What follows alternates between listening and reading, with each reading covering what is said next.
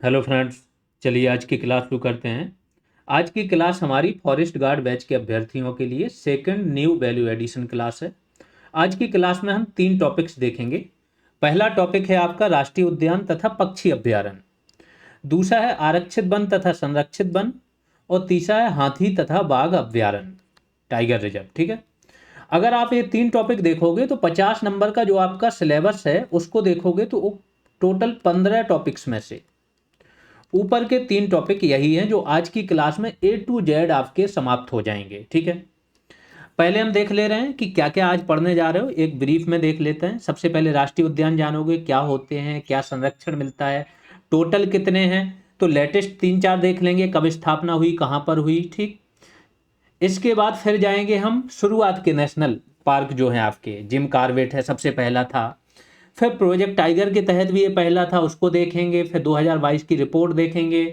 Tiger की जो आपकी डेंसिटी है वो देखेंगे, सबसे ज़्यादा कहाँ है टाइगर। तो देखेंगे, ये देखेंगे कि किस नेशनल पार्क में सबसे ज़्यादा टाइगर हैं या किस टाइगर रिजर्व में सबसे ज़्यादा हैं। डेंसिटी भी देखेंगे। राज्यवार टाइगर की रिपोर्ट देखेंगे। इसके बाद आ जाएंगे कि पहला तो आपने देख लिया जिम कॉर्बेट, पहले स्थापना हुई, सेकंड पर कान्हा, तीसरे पर ताडोबा कहाँ पर है। ठीक है। इसका प्रोजेक्ट टाइगर देखेंगे डिटेल में। फिर टाइगर रिजर्व में बाघों की संख्या देखेंगे, टॉप 10 देख लेंगे 11 तक। फिर भारत के सबसे छोटे राष्ट्रीय उद्यान देख लेंगे, सबसे बड़े राष्ट्रीय उद्यान देख लेंगे, राज्यवार राष्ट्रीय उद्यानों की वो देख लेंगे किस राज्य में सर्वाधिक हैं। ठीक है। इसके बाद कुछ और फैक्ट्स देखेंगे जो करंट अफेयर्स से हैं, जैव विविधता के संबंधित जो भी करंट अफेयर्स है आपका पिछले 1.5 साल का वो देख लेंगे। इसके बाद चलेंगे प्रोजेक्ट चीता पर, उसके बारे में जानेंगे। पक्षी अभ्यारण्य के बारे में जानेंगे, पक्षी अभ्यारण्य होते क्या हैं और ये रामसर साइट में कैसे कन्वर्ट होते हैं, इसके बारे में आपको बताएंगे, कॉन्सेप्चुअल चीज़ें। ठीक है। देन ये बैच की जानकारी, कैसे ज्वाइन करना है, 2 बैचेज चल रहे हैं वो बताएंगे। इसके बाद टाइगर रिजर्व, शुरुआत के 5 कौन से हैं जो जोड़े गए थे, फिर 4 और टोटल 9 जोड़े गए थे शुरुआत में 1973 में। इसके बाद अभी लेटेस्ट बने हैं 58वां, 57वां, 56वां, ये सारी चीज़ें क्षेत्रफल की दृष्टि से। ठीक है। तो टाइगर रिजर्व से संबंधित बहुत सारे टर्म्स आते हैं, जैसे एम स्ट्राइप्स, इसका फुल फॉर्म ही पूछ लेते हैं, पिछली बार पूछा था। STPF का CATS, TX2, इन सब के बारे में बताएंगे कहाँ से ये टर्म आए। फिर आ जाएंगे आखिरी हाथी रिजर्व के बारे में, टोटल कितने हैं, इसके बाद कहाँ ज़्यादा हैं, कहाँ कौन सा है, लेटेस्ट कौन से बने हैं, क्षेत्रफल में कौन से हैं, सबसे बड़े सबसे छोटे। और फिर आपको जो ऑफिशियल डेटा है ना वो प्रोवाइड करा देंगे, एनवायरमेंट एंड फॉरेस्ट्री की वेबसाइट वाला जो डेटा है। ठीक है। यहाँ से यहाँ आपको एरिया भी पता चल जाएगा, कब नोटिफाइड हुआ ये। तो सारे क्वेश्चंस इन टॉपिक से रिलेटेड जो हैं वो आपके आज की क्लास में आ जाएंगे। ठीक है। अब आ जाते हैं शुरुआत से। एक चीज ध्यान रखना, ये क्लासेज हैं वैल्यू एडिशन। वैल्यू एडिशन का मतलब है रेगुलर क्लासेज के साथ इनको पढ़ना है। अगर 50 नंबर के क्वेश्चन आते हैं, मैंने देखा है कुछ ओवर स्मार्ट स्टूडेंट होते हैं, लास्ट में वो वहीं रह जाते हैं जहां पर हैं, तैयारी वो फिर से कर रहे होते हैं। ऐसा हर बैच में है, और अब तो हमें 4-5 बैचेज का पूरा एक्सपीरियंस भी है। ठीक है। तो थोड़ा सा जब आप पढ़ रहे हो ना, स्मार्टनेस थोड़ी सी किनारे रखा करो, जो चीज़ बोल रहे हैं उसे शायद फॉलो करो। 4 एक्स्ट्रा क्वेश्चन भी आपके सही हो रहे हैं, 4-5 नंबर बढ़ रहे हैं, तो वो आपका सिलेक्शन पक्का कराते हैं, क्योंकि फाइनल कंपटीशन 4-5 क्वेश्चन का ही है, ये ध्यान रखना। ठीक है। तो इसमें क्या है, रेगुलर क्लास के साथ में ये वैल्यू एडिशन क्लास देखनी है। क्यों देखनी है? क्योंकि रेगुलर क्लास में आपकी समझ बनती है। मैं बताता हूं कैसे क्वेश्चन आ जाते हैं। सपोज करो उसमें पूछ दिया कि जो आपका वाइल्ड लाइफ सेंचुरी है ये किसी प्रजाति विशेष के संरक्षण से संबंधित होती है। टाइगर रिजर्व है, ये होल पर्यावास जो हो गया आपका, प्लस उनकी जो जैव विविधता है उनके संरक्षण से है। जो आपका बायोस्फीयर रिजर्व है ये किससे संबंधित है? ये जो होता है सांस्कृतिक संरक्षण करता है, प्लस जो अनुवांशिक संरक्षण है उससे संबंधित है। आप कंफ्यूज हो जाओगे, बिना समझ के आप इसका आंसर नहीं दे पाओगे, नहीं लिखा होता है। अगर आपसे अल्फा बीटा गामा विविधता पूछ ली, या और भी चीजें जो अंदरूनी अभी आएंगे, जैसे एलिफेंट के बारे में पूछ लिया कि एलिफेंट आपकी कौन सी प्रजाति है, की स्टोन प्रजाति है या अम्ब्रेला प्रजाति है, कौन सी है। अब आप नहीं समझ पाओगे अगर आपको कॉन्सेप्चुअल समझ नहीं होगी। आपने चाहे सब कुछ रट लिया हो कि कितने टाइगर रिजर्व हैं, कितने एलिफेंट रिजर्व हैं, नया कौन है, पुराना कौन है। तो ऐसे 50 नंबर में समझ लेना, समझ पर आपके 20 से 22 क्वेश्चन आते ही आते हैं, हर पेपर में आते हैं। ठीक है। तो समझ पर 20 से 22 ये आएंगे। इनके लिए जरूरी है ये समझ आपकी नॉर्मल कॉन्सेप्चुअल क्लासेज के बिना नहीं पूरी होगी, रेगुलर क्लासेज करनी होगी।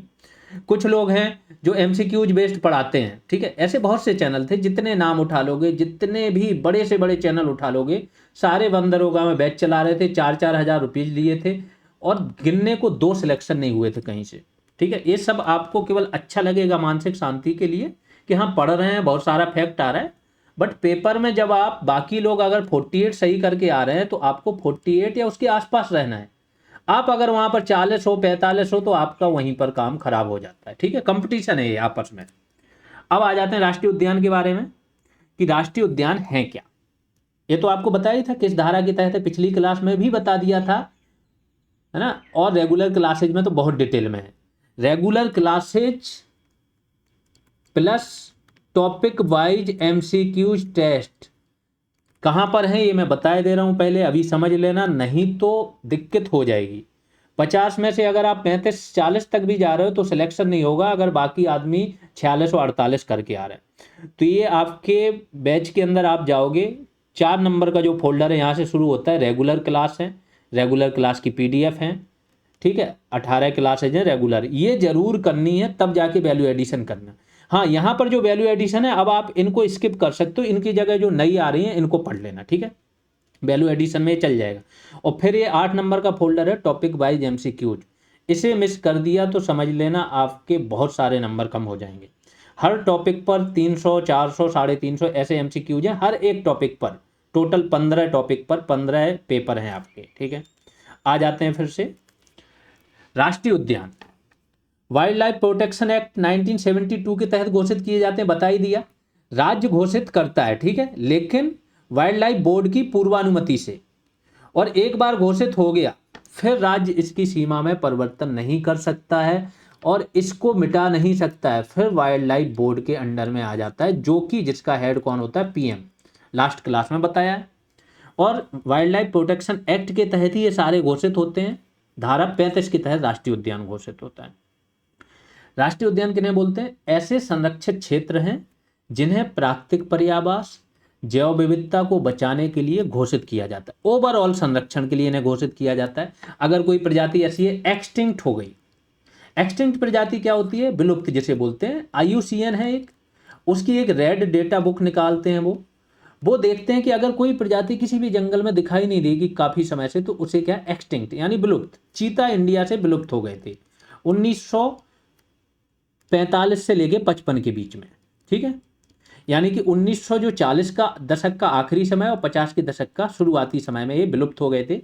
फिर हमने क्या किया, चीता को लेके आए फिर से। कूनो नेशनल पार्क है, कहाँ पर है ये आपका, MP में।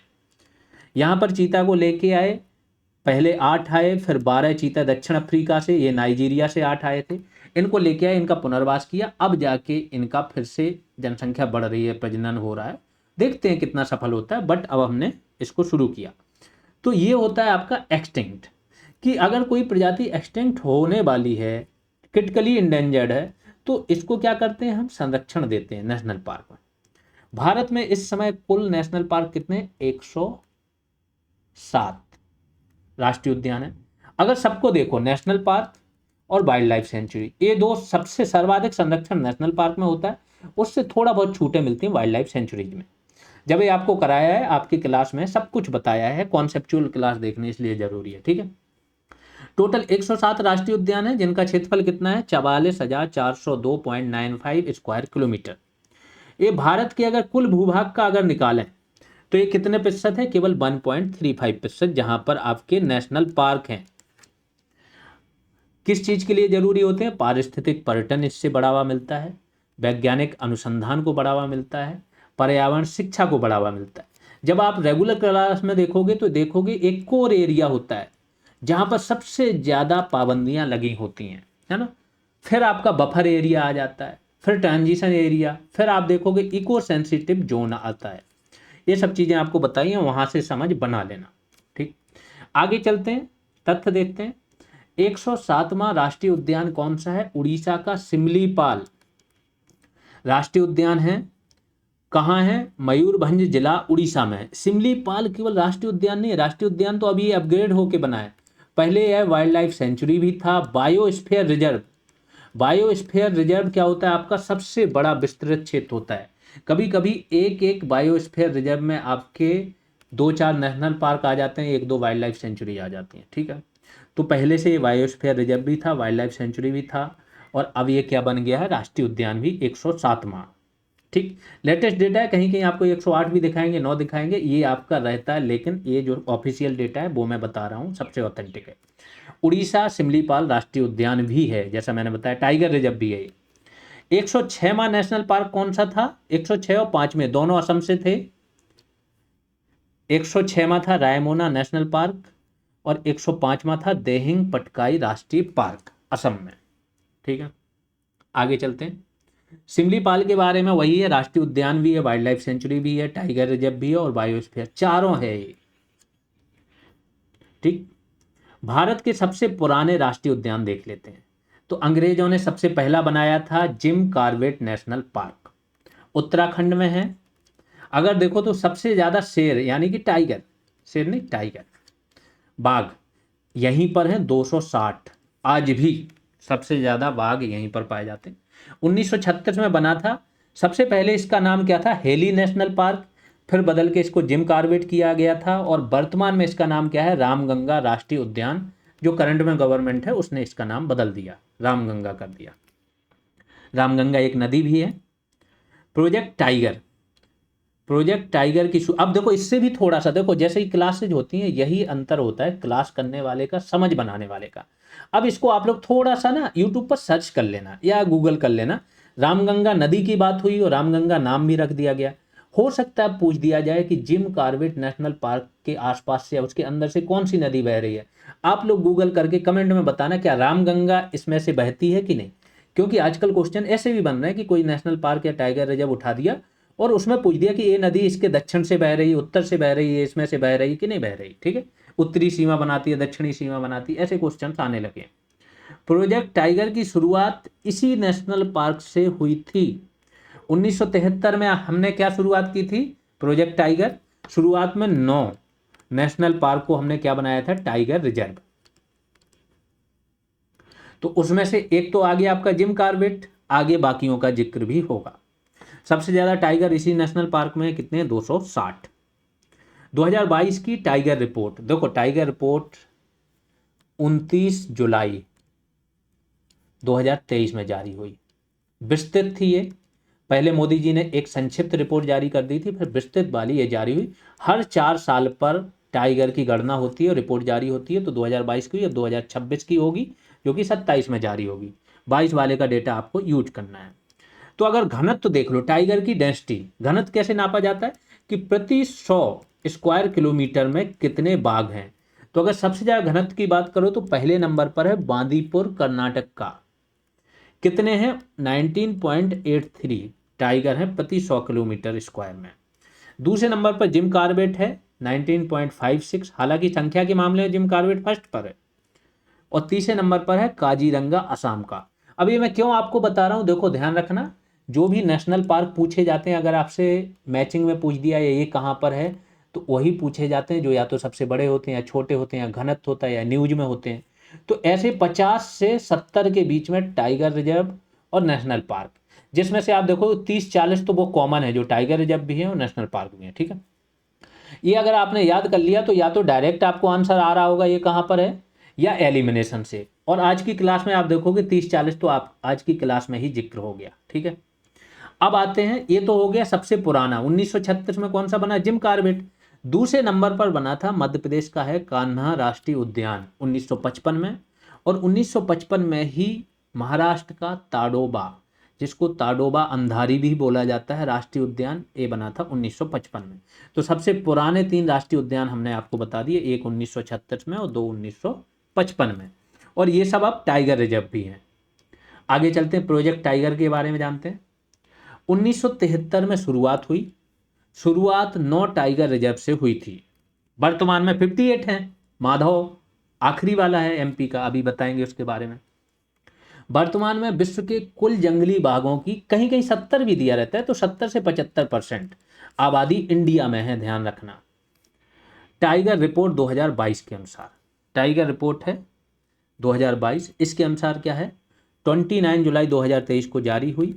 बाघों की भारत में अधिकतम देखो ध्यान रखो, जब भी कोई टाइगर की जनगणना होती है तो कैसे होती है, कहीं एक जगह तो बंद है नहीं। एक एक टाइगर रिजर्व 2000 3000 स्क्वायर किलोमीटर में फैला है।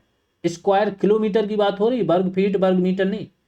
तो टाइगर की गणना कैसे होगी, कहीं कहीं पद चिन्ह भी गिने जाते हैं, तस्वीरें गिनी जाती हैं। इससे तो एग्जैक्ट सटीक बता पाना बहुत मुश्किल काम है, तो हम अनुमान लगाते हैं।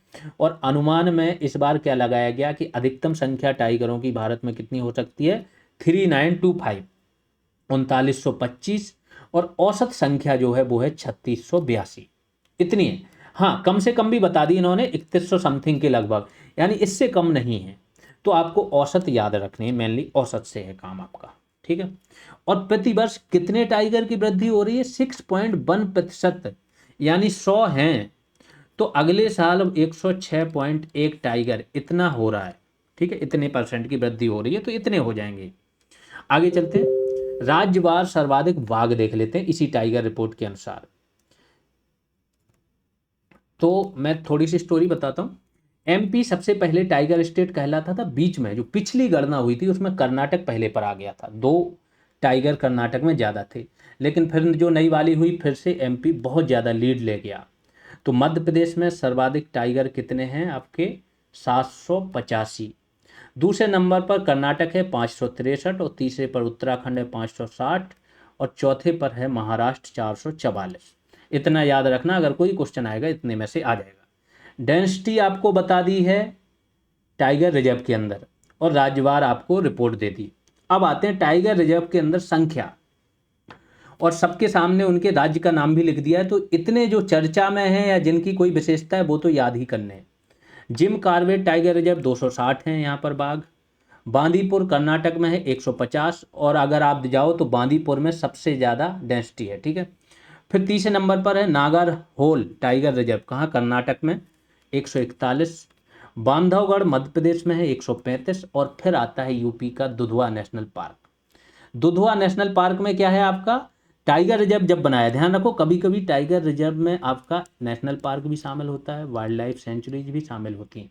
जैसे दुधवा में आपका क्या है, दुधवा तो शामिल है ही, दुधवा नेशनल पार्क है। लेकिन जब इसको टाइगर रिजर्व बनाया गया तो Dudhwa national park plus Kishanpur wildlife sanctuary plus Katarniya Ghat wildlife sanctuary, इन तीनों को शामिल करके टाइगर रिजर्व बनाया गया, दुधवा टाइगर रिजर्व। और यहाँ पर संख्या कितनी है, 135, 5वें नंबर पर है, या चौथा मान सकते हो, दोनों जगह बराबर है, ठीक है। फिर मुदुमलाई तमिलनाडु में 114, कान्हा टाइगर रिजर्व में 105। आपको टॉप 4 या टॉप 5 याद रखने हैं, बाकी तो मैंने लिख दिए कि आपको नाम और उनका स्थान, राज्य का नाम याद हो, ठीक है। फिर आ जाते हैं, काजीरंगा असम में है 104, सुंदरबन पश्चिम बंगाल में 100 यहाँ पर है। सुंदरबन में अगर देखोगे बंगाल टाइगर्स ज़्यादा है, ठीक है। ताडोबा अंधारी में महाराष्ट्र में है 97, और सत्यमंगलम टाइगर रिजर्व तमिलनाडु में है 85। भारत के सबसे छोटे राष्ट्रीय उद्यान देख लेते हैं, सबसे छोटे 5। तो 2 3 तो आपके मिलेंगे अंडमान एंड निकोबार में, 3, ठीक है। कौन कौन से, साउथ बटन, नॉर्थ बटन और मिडिल बटन। जहां जहां बटन लग रहा है वो कहाँ है, अंडमान एंड निकोबार में। छोटे छोटे से हैं एकदम, कितना, 0.03 स्क्वायर किलोमीटर साउथ बटन है। और भारत का सबसे छोटा देखो तो साउथ बटन है, इसलिए मैंने एरिया भी लिख दिया है। दूसरा है जीवाश्म राष्ट्रीय उद्यान, एमपी में है, डिंडोरी में, फॉसल राष्ट्रीय उद्यान इसको बोलते हैं, ठीक है, मंडला डिंडोरी, 0.3 स्क्वायर किलोमीटर। तीसरा है नॉर्थ बटन द्वीप राष्ट्रीय उद्यान, कितना है, 0.4 स्क्वायर किलोमीटर, ये भी अंडमान निकोबार में है। और मिडिल बटन द्वीप राष्ट्रीय उद्यान, ये भी कहाँ है आपका, अंडमान एंड निकोबार में। फिर आखिरी है डायनासोर जीवाश्म राष्ट्रीय उद्यान, ये मध्य प्रदेश में 1.4 स्क्वायर किलोमीटर। सबसे छोटे पता चल गए, तो एक तो आपको राज्य पता चल गया, विशेषताएं पता चल गई और सबसे छोटे पता चल गए। भारत के सबसे बड़े राष्ट्रीय उद्यान देख लेते हैं कौन कौन से हैं। तो हेमिस राष्ट्रीय उद्यान जम्मू एंड कश्मीर में है, 3350 स्क्वायर किलोमीटर। दूसरा रेगिस्तान, रेगिस्तान को एक राष्ट्रीय उद्यान बना दिया, ये जैसलमेर में है एक्चुअली, ठीक है। रेगिस्तान राष्ट्रीय उद्यान 3162 स्क्वायर किलोमीटर, कहाँ है, राजस्थान में। आगे चलते हैं, गंगोत्री नेशनल पार्क उत्तराखंड में है, और इसका एरिया क्या है 2390 स्क्वायर किलोमीटर। और नाम दफा फ्लाइंग फॉक्स पाई जाती है यहाँ पर, उड़ती हुई गिलहरी। राष्ट्रीय उद्यान अरुणाचल प्रदेश में है और 1808 स्क्वायर किलोमीटर। अगर कहीं पर देखो सबसे ज़्यादा सर्दी वगैरह जमा हुआ पूरा वो टुंड्रा प्रदेश पाया जाता है नामदफा में। ठीक है, राज्यवार सर्वाधिक राष्ट्रीय उद्यान देख लेते हैं। तो सबसे ज़्यादा एमपी में कहीं 12 मिलेंगे, कहीं 9 मिलेंगे, कहीं 10। इसको मैंने जो इनकी मोस्ट ऑथेंटिक वेबसाइट है वहाँ से ये डेटा निकाला है। मध्य प्रदेश में 11 राष्ट्रीय उद्यान हैं। अंडमान एंड निकोबार में 9 राष्ट्रीय उद्यान हैं। लेकिन दूसरा फैक्ट आपको चौंकाएगा, देश में अगर चले जाओ तो 573 हो गई अब वाइल्ड लाइफ सेंचुरीज हैं। ठीक है, और उसमें से 96 केवल कहाँ है, अंडमान एंड निकोबार में वाइल्ड लाइफ सेंचुरी, ठीक, जिसे वन्य जीव अभ्यारण्य बोलते हैं। और तीसरे नंबर पर है आसाम है, 7 है यहाँ पर। ये नेशनल पार्क की बात हो रही। कुछ और फैक्ट जानते हैं जो कि मार्च 2025 तक अपडेटेड है, पीआईबी रिपोर्ट से लिए गए। तो 2024 का पूरा डेटा है, लेकिन 25 में दिया गया डेटा। एक पेड़ माँ के नाम एक प्रोग्राम चला, यूपी में भी चलता है। मोदी जी को अभी हाल ही में मोदी जी के जन्मदिन पर जो ब्रिटेन के प्रिंस हैं किंग चार्ल्स, इन्होंने एक पेड़ भेजा था। ठीक है, मोदी जी ने वो भी लगाया, इसी प्रोग्राम के तहत भेजा था। तो इसमें बोला है कि 102 करोड़ से अधिक लगाए जा चुके थे और 25 मार्च तक इनको कितने लगाने थे, 140 करोड़। तो अगर ऐसा कोई डेटा आसपास आए तो अब 140 करोड़ ये लग चुके होंगे। मैंग्रोव संरक्षण के लिए एक मिष्टी योजना चलाई गई थी। तो बस इतना ध्यान रखना है किस चीज़ से रिलेटेड है, मैंग्रोव वृक्षों के संरक्षण से 2024 में शुरू हुई थी। 13 बीच ऐसे हैं जिन्हें ब्लू फ्लैग प्रमाणन, यानी कि वो बीच तो जानते हो समुद्र का किनारा, ऐसे बीच जो पर्यावरण अनुकूल हों, पॉल्यूशन ना फैलाते हों, ऐसे इनके कुछ मापदंड हैं। और इन मापदंडों को मापने के बाद ब्लू फ्लैग प्रमाणन मिलता है। तो 2024 के लास्ट तक 13 बीचों को मिल चुका था। ठीक है, एशियाई शेर के बारे में जानते हैं, कहाँ पाए जाते हैं। तो शासन गिर करके क्षेत्र है, जूनागढ़ के पास में है, यहाँ पे मैं गया हूँ। गिर राष्ट्रीय उद्यान है गुजरात में। दूसरा है रॉयल बंगाल टाइगर, ये सुंदरबन में बंगाल टाइगर है, तो बंगाल का सुंदरबन नेशनल पार्क है, यहाँ पर हैं, पाए जाते हैं। स्वतंत्रता पश्चात पहली बार चीते कहाँ लाए गए, कूनो मध्य प्रदेश में। ठीक है, लाए गए, कूनो टाइगर रिजर्व है आपका। 23 टाइगर रिजर्व ऐसे हैं भारत के जिन्हें CATS प्रमाण पत्र मिला। CATS का फुल फॉर्म क्या होता है, कंजर्वेशन अश्योर्ड टाइगर स्टैंडर्ड। यानी कि टाइगर का जो कंजर्वेशन हो रहा है वो मापदंडों के तहत हो रहा है, जो सबसे बेस्ट प्रैक्टिसेस हैं वो अपनाई जा रही हैं, उनको मिलता है CATS का प्रमाण पत्र।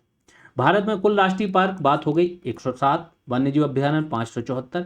ये डेटा जब मैं देख रहा था, ये डेटा काम का नहीं है, आपसे ऐसे नहीं पूछा जाएगा, फिर भी मैं बता दे रहा हूँ 200 प्लस ये हैं।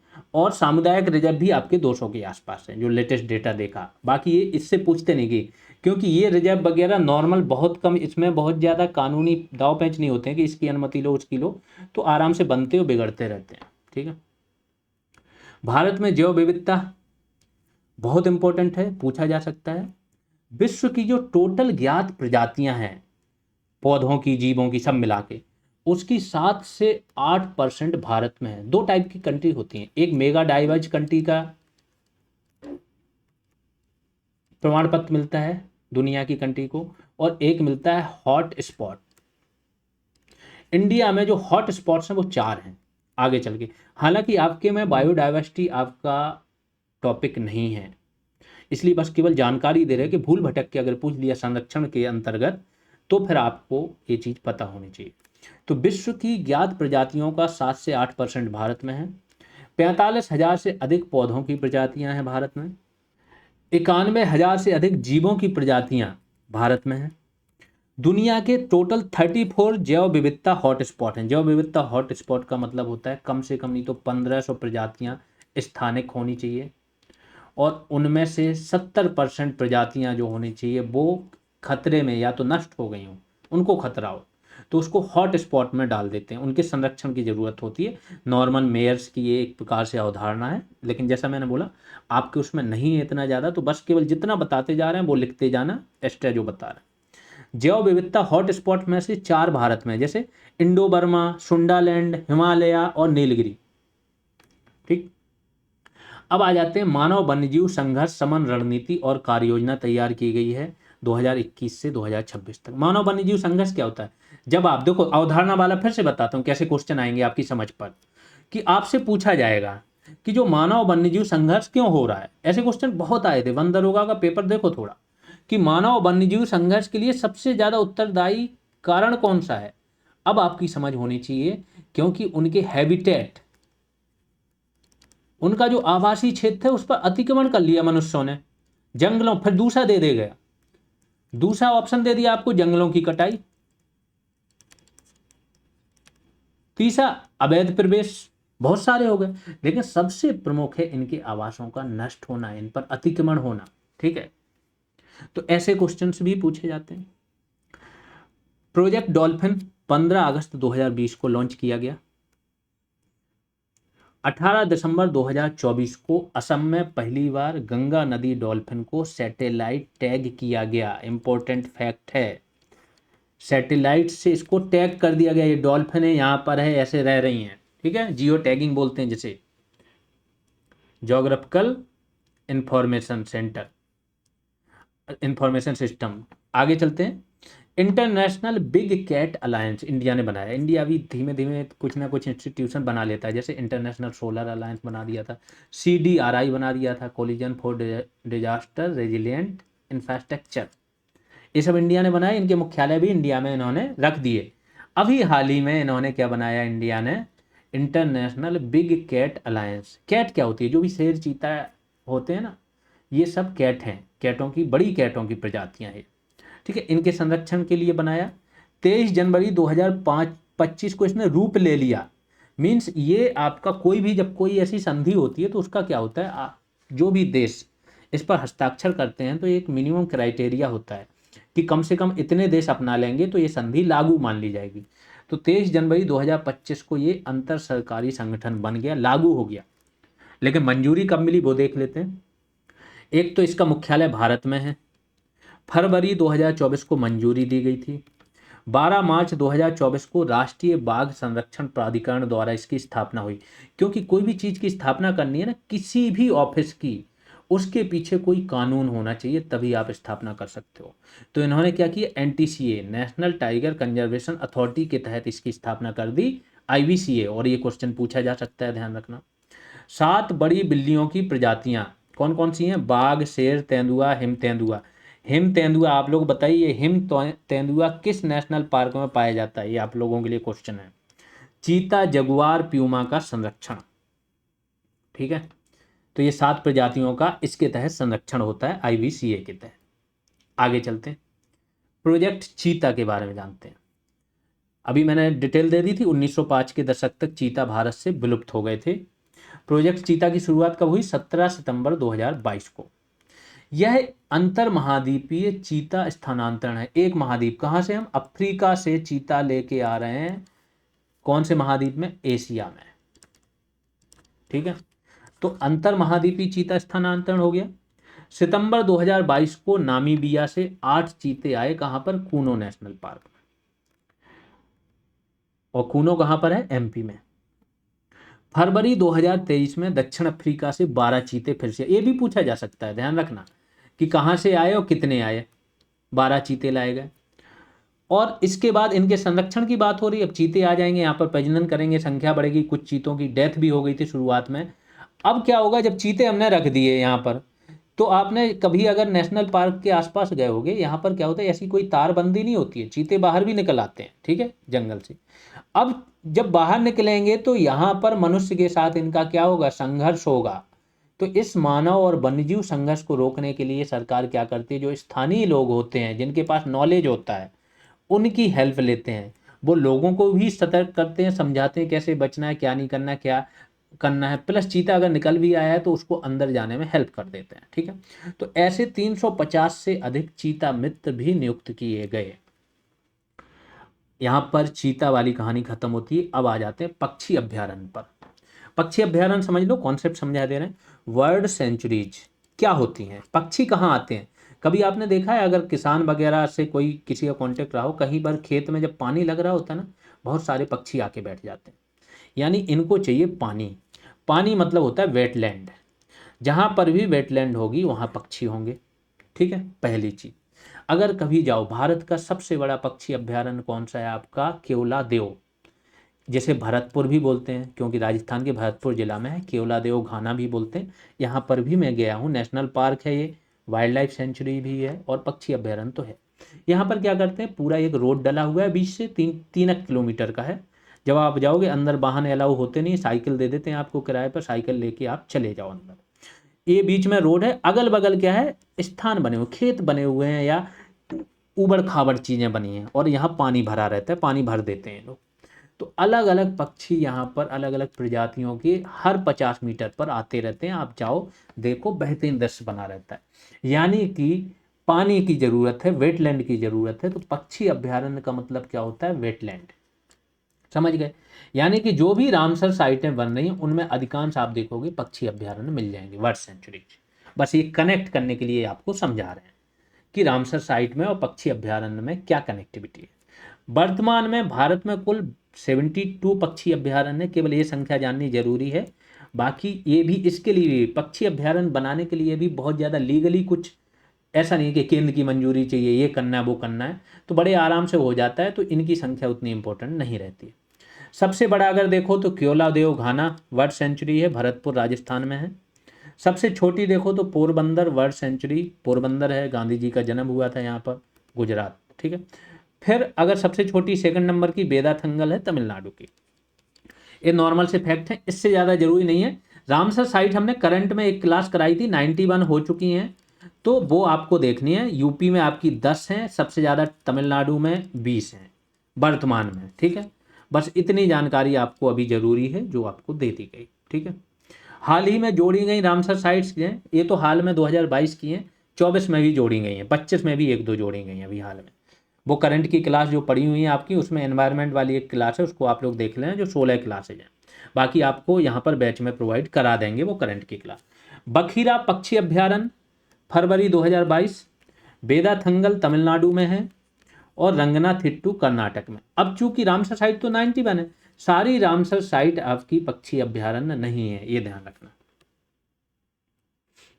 ये बैचेज की जानकारी है जो जीएस रेवोल्यूशन के एप्लीकेशन पर चल रहे हैं। एक चल रहा है यूपी सब इंस्पेक्टर का, दूसरा चल रहा है फॉरेस्ट गार्ड का बैच चल रहा है आपका, और तीसरा बैच चल रहा है आपका जूनियर असिस्टेंट का 3284 का। तीनों बैचेज में जो भी आप ज्वाइन करना चाहो वहां जाके ज्वाइन कर सकते हो आराम से। देखो, बैच ज्वाइन करके बस इतना समझा करो, यहाँ के बैचेज की क्वालिटी क्या होती है कि आपको ना तो किसी कंटेंट के लिए ना बुक की ज़रूरत है, ना किसी चीज़ की ज़रूरत है, ना टेस्ट के लिए। बस आपको तो जो चीज़ें बताई जाएँ वो फॉलो कर लो, सारा कर लिया तो 100% ये श्योर रहो सिलेक्शन हो जाएगा। कोई नहीं रुकता, यहाँ के स्टूडेंट बल्क में हर जगह जा रहे हैं। ठीक है, सेम जूनियर असिस्टेंट का है, और सारी चीज़ें आपकी प्रैक्टिस कराई जा रही हैं। आराम से ज्वाइन कर सकते हो। जीएस रेवोल्यूशन सर्च करो एप्लीकेशन पर, बैच मिल जाएगा, वो एप्लीकेशन मिल जाएगा, डाउनलोड कर लेना, उसके अंदर जाना ऑल कोर्सेज पर, कोर्स मिल जाएगा, वहीं से बाई नाउ कर लेना, वहीं से परचेज हो जाएगा, वो वहीं पर ओपन हो जाएगा। कोई क्वेरी है, कोई प्रॉब्लम आ रही तो इस नंबर पर कॉल कर सकते हो। ठीक है। सेम फॉरेस्ट गार्ड के लिए, और दोनों बैचेज के लिए 100 रुपीज़ का कूपन दिया गया है, तो फीस आपकी 100 रुपये दोनों में कम हो जाएगी। वो जब आप क्लिक करोगे बैच पर अपने आप शो हो जाएगा। आगे चलते हैं,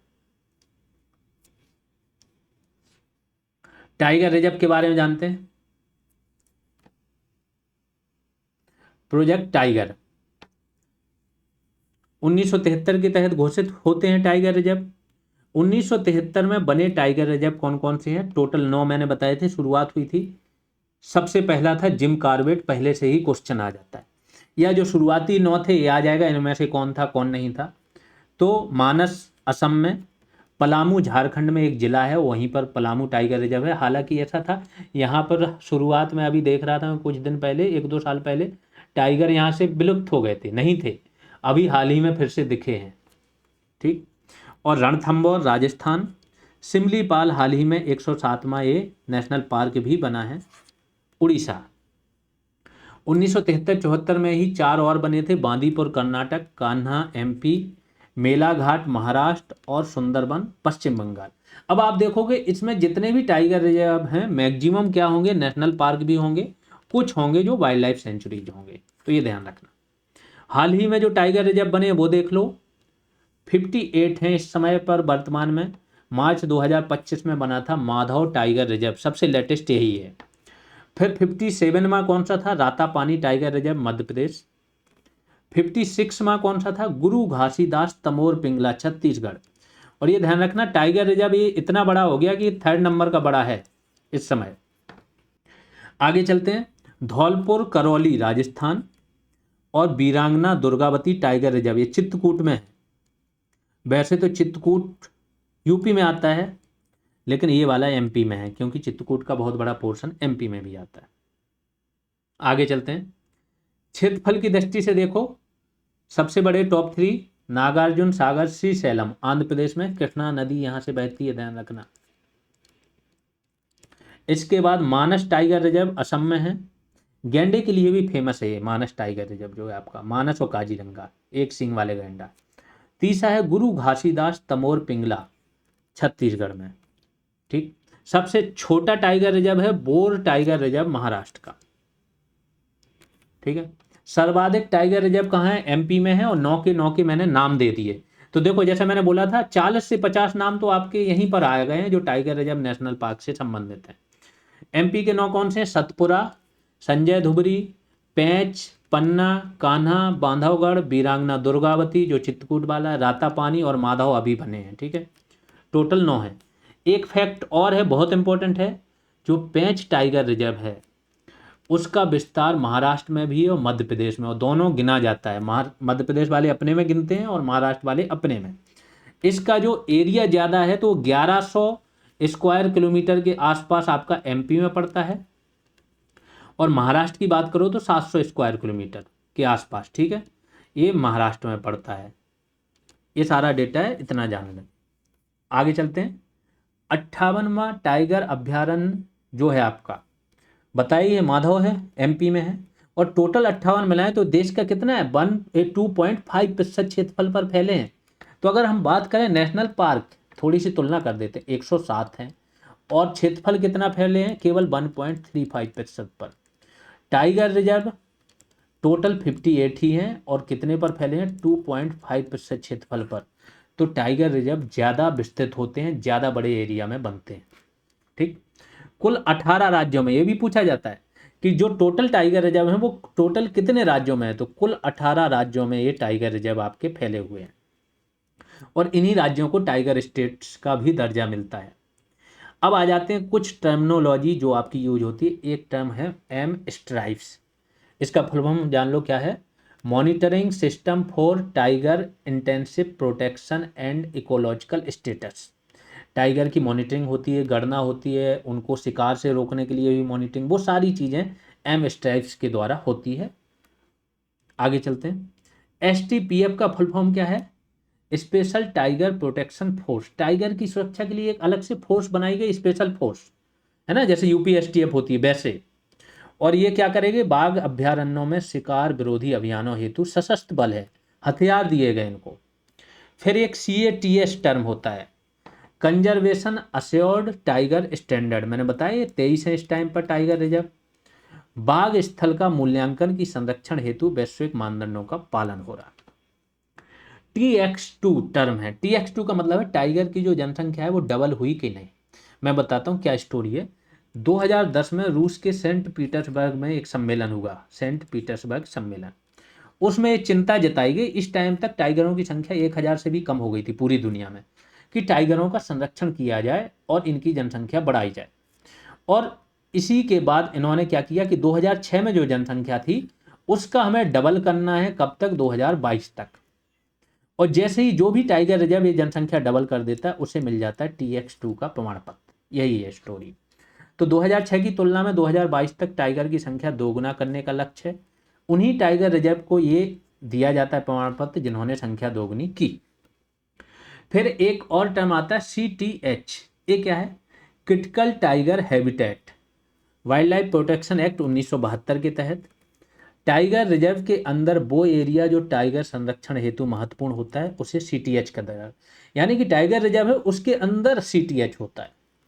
NTCA के बारे में बताया ही है, national tiger conservation authority. Last class में मैंने इसकी धारा बताई थी, वाइल्ड लाइफ प्रोटेक्शन एक्ट 1972 की कौन सी धारा है जिसके तहत NTCA की स्थापना की जाती है, आप लोग कमेंट में बताइए।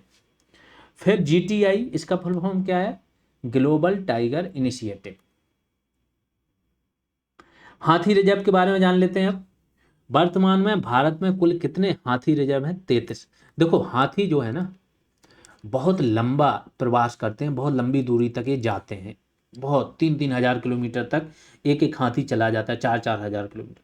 तो जो हाथी रिजर्व बनाए जाते हैं ना, या इनके जो गलियारे होते हैं काफ़ी दूरी वाले होते हैं, काफ़ी विस्तृत होते हैं। टोटल 33 हाथी रिजर्व हैं भारत में। जो 14, तो प्रमुख हाथी राज्यों की संख्या भी पूछी जाती है, तो भारत में कितनी है? 14 है। और हाथी कॉरिडोर कितने हैं? 150 हैं वर्तमान में, लेटेस्ट डेटा। और हाथी रेंज कितनी है भारत में? 15 है। सारा डेटा याद रखना। आगे चलते हैं। सर्वाधिक हाथी रिजर्व अगर देखो तो असम में 5 हैं, तमिलनाडु में 5 हैं, केरल में 4 हैं और यूपी में 2 हैं। हाल ही में स्थापित हाथी रिजर्व देखते हैं कौन कौन से हैं। तो तराई एलिफेंट रिजर्व, ER का मतलब क्या है? Elephant reserve. उत्तर प्रदेश में स्थापना हुई 2022 में, जो आखिरी था 33वां, और 3072 स्क्वायर किलोमीटर एरिया है इसका। तराई रीजन सबको पता ही है कौन सा है। तराई रीजन देखो पीलीभीत, लखीमपुर खीरी, जो भी आपका जस्ट सबसे ऊपर का एरिया है, महाराजगंज, सिद्धार्थनगर, कुशीनगर, ये पूरा तराई एरिया है, ठीक है। श्रावस्ती, बहराइच, बलरामपुर। इसके बाद अगस्त्य मलाई एलिफेंट रिजर्व तमिलनाडु में है, और ये कितना है? 2022 में स्थापना हुई थी, 1197 स्क्वायर किलोमीटर। अगस्त्य मलाई की मैं बात करूँ तो ये बायोस्फीयर रिजर्व भी है। सिंगफन एलिफेंट रिजर्व नागालैंड में, सबसे छोटा यही है, 23 या 24 स्क्वायर किलोमीटर एरिया है, 2018 में बना था। आगे चलते हैं। सबसे पुराना हाथी रिजर्व देखो तो पहला ही जो स्थापना हुई थी वो सिंहभूम एलिफेंट रिजर्व झारखंड में, छोटा नागपुर के पठार में है ये एरिया। भारत का पहला है, 2001 में स्थापना हुई थी। दूसरा मयूरभंज उड़ीसा में 2001 में। तो अब आगे से पहले दूसरा नहीं है, ये 2001 में जिसकी स्थापना हुई वो लिख दिए गए। गारो हिल्स एलिफेंट रिजर्व मेघालय 2001 में। फिर 2002 में स्थापना किसकी हुई? कामेंग की। कहाँ पर है? अरुणाचल में, 2002 में। मैसूर कर्नाटक में है, मैसूर एलिफेंट रिजर्व, ये सारे अलग अलग हैं। अनामुदी एलिफेंट रिजर्व केरल में, नीलाम्बुर केरल में, पेरियार केरल में, वायनाड केरल में। यहाँ से तो राहुल गांधी ने क्या किया था? चुनाव लड़ा था, सांसद है यहाँ से, ठीक है, 2002 में। आगे चलते, अब शायद इन्होंने यहाँ से इस्तीफा दे दिया है ना, वायनाड से, यूपी से हैं वे। आगे चलते हैं, सबसे बड़े हाथी रिजर्व के बारे में बात करते हैं। सिंहभूम हाथी रिजर्व सबसे बड़ा है, 13,440 स्क्वायर किलोमीटर एरिया में फैला हुआ है, झारखंड में है। दूसरे नंबर पर है मैसूर हाथी रिजर्व कर्नाटक में, 8,055 स्क्वायर किलोमीटर। और तीसरा है शिवालिक हाथी रिजर्व उत्तराखंड में, 5,406 किलोमीटर। शिवालिक जानते हो, जो हिमालय का गिरिपद होता है उसे शिवालिक बोला जाता है, ये उत्तराखंड में। सबसे छोटे हाथी रिजर्व अगर देख लो तो सिंगफन नागालैंड में है, 23.57 स्क्वायर किलोमीटर। इंटाकी ये भी नागालैंड में है, 202 स्क्वायर किलोमीटर। और तीसरे नंबर पर है मयूर झरना हाथी रिजर्व, वेस्ट बंगाल में है, और 404 स्क्वायर किलोमीटर। यहाँ पर आपकी क्लास का कंटेंट समाप्त होता है। ये मैंने लिस्ट दे दी है, लिस्ट भी देख लो, यहाँ से क्लियर हो जाएगा कि किन किन राज्यों में हाथी रिजर्व हैं। तो टोटल 14 राज्य हैं जहाँ हाथी रिजर्व हैं आपके, और किस में कितने हैं ये लिख दिया है, देख लो। इसके बाद हाथी रिजर्व, उनका क्षेत्रफल और किस वर्ष नोटिफाइड हुए थे, वो सारे आ गए आपके यहाँ पर। यहाँ पर ये वाला थोड़ा सा सिंहभूम का इन्होंने थोड़ा मिस प्रिंट कर दिया, 13,400 है ये, तो 1344 कर दिया, ठीक है। इसको थोड़ा सा करेक्ट कर लेना, अगले वाले में ये करेक्शन है, इसलिए मैंने लिखित में आपका करेक्ट करके दिया। सबसे बड़ा यही है सिंहभूम, 13,440, ठीक है। बाकी सबका दे दिया है कि कितना एरिया है, किस राज्य में है, क्या नाम है। 33 के 33 हैं, इनको देख लें। जिसको और ज़्यादा डिटेल चाहिए, मुझे नहीं लगता है कि आज की क्लास में जो जो टॉपिक हो गए इससे बाहर केवल कॉन्सेप्चुअल क्वेश्चंस आएंगे, फैक्चुअल क्वेश्चंस आपके क्या हो जाएंगे, सारे इसमें से कवर हो जाएंगे। कॉन्सेप्चुअल के लिए मैंने क्या किया, आपको रेगुलर क्लासेज दी हैं, उसमें तो सारे टाइगर रिजर्व एक एक करके दे दिए, नाम कहाँ पर हैं, सारे हाथी रिजर्व एक एक करके दे दिए, उनकी परिभाषा कैसे क्या है, बहुत डिटेल में जानकारी दी। आराम से जाके बैच ज्वाइन कर सकते हो। जिसे भी तैयारी करनी है एग्जाम देना, सीरियस हो जाओ, सारी क्लासेज करो। इसके बाद टॉपिक वाइज MCQ टेस्ट लगा लो, 50 नंबर यहाँ से पक्के हो जाएंगे। कंप्यूटर में वैल्यू एडिशन केवल PDF पढ़ लेना और 1000 MCQ लगा लेना, 15 नंबर वहाँ से पक्के हो जाएंगे। यूपी स्पेशल में रेगुलर क्लासेज प्लस करंट कर लोगे, 20 नंबर वहाँ से पक्के। ठीक है, फिर बचा के आपके बायोलॉजी की क्लास कर लो जो कहीं 7.5 वहाँ से पक्के। मीन्स ये नंबर ऐसे हैं, इनमें से एक एक नंबर भी इधर उधर का होने में बहुत मुश्किल होगी एग्जामिनर को, पूरे में पूरे नंबर ला सकते हो। पढ़ते रहो, क्लासेज अच्छी लग रही हैं तो शेयर जरूर करना। जो भी पर्सन आपकी नज़र में जैसे तैयारी करनी है उस तक जरूर ये चीज़ शेयर करो, किसी ग्रुप में हो आप लोग शेयर करते रहो। अभी के लिए इतना ही, धन्यवाद।